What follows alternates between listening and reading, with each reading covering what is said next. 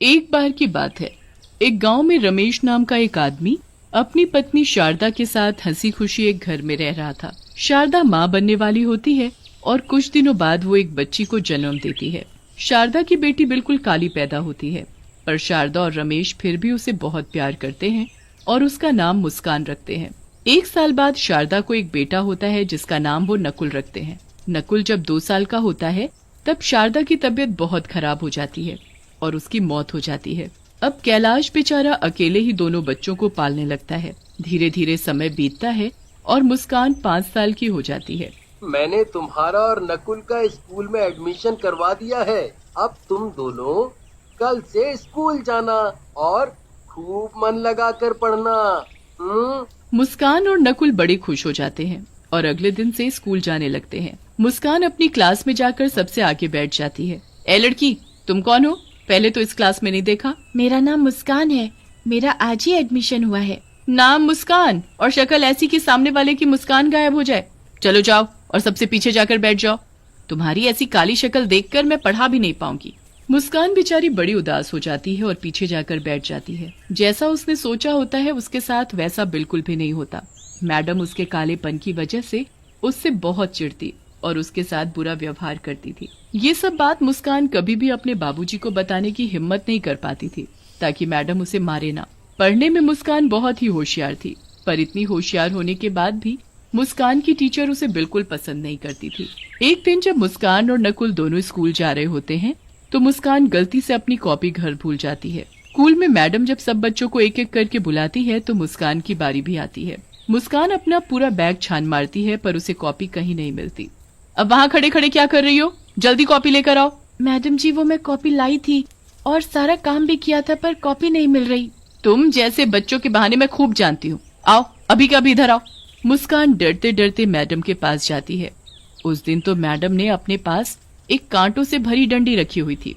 अपने हाथ आगे करो। मैडम जी, मुझे माफ कर दो प्लीज, मैंने सच में काम किया था। मैंने कहा हाथ आगे करो, समझ में नहीं आता क्या?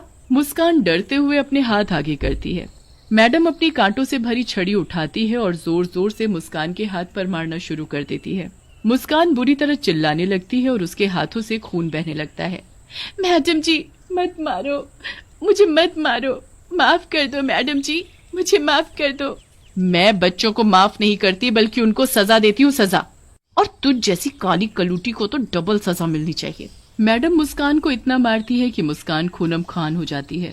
रोज मुस्कान की मैडम उसे ऐसे ही मारती और एक दिन तो हद ही हो गई जब मैडम ने सजा देने के लिए उसे स्कूल की छत पर नंगे पांव धूप में खड़ा कर दिया। मुस्कान की हालत इतनी बुरी हो गई कि वो चक्कर खाकर छत से नीचे ही गिर गई और तड़प तड़प कर मर गई।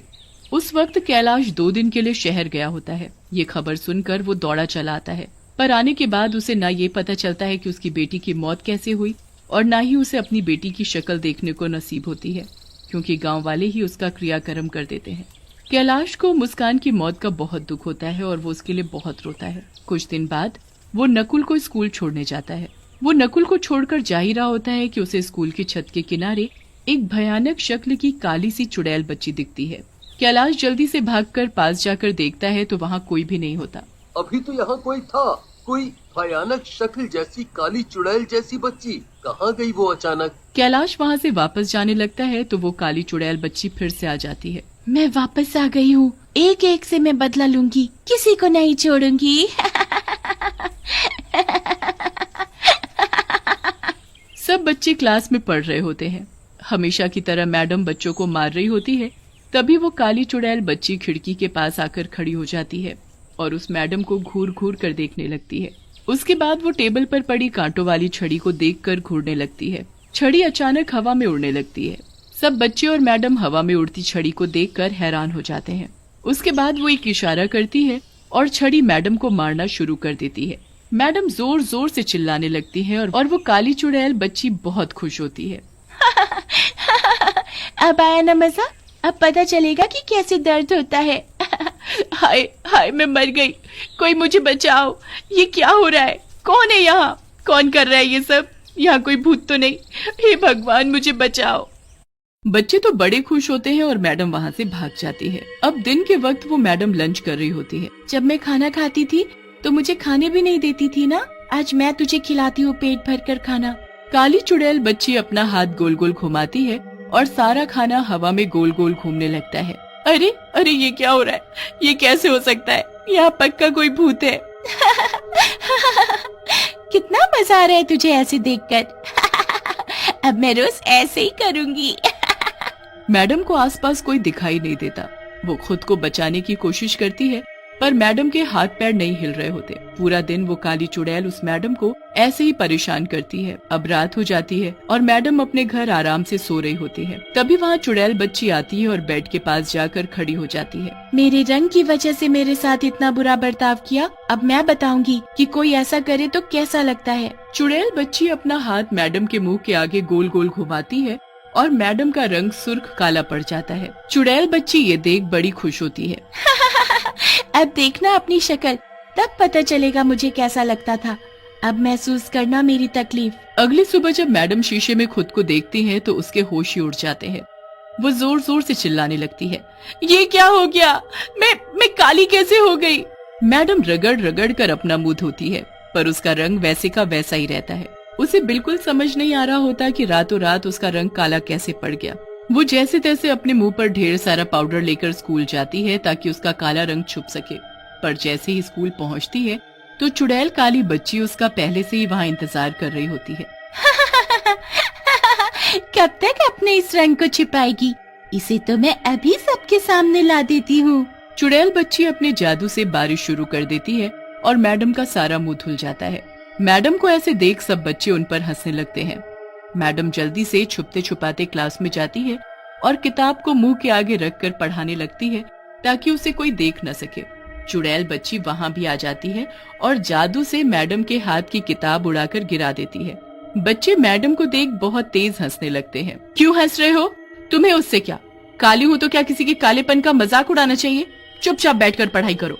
मैडम क्लास से बाहर जाने लगती है कि तभी पीछे से एक बच्चा बोलता है, जब खुद मुस्कान के कालेपन का मजाक उड़ाती थी तब ये बात नहीं बताती क्या मैडम को? मैडम उस बच्चे की ये बात सुन लेती है पर चुपचाप वहाँ से चली जाती है और अकेले जाकर बैठ जाती है। वो बच्चा बोल तो सही रहा है, मैंने उस मुस्कान के साथ कितना बुरा किया क्योंकि वो बस काली थी इसलिए।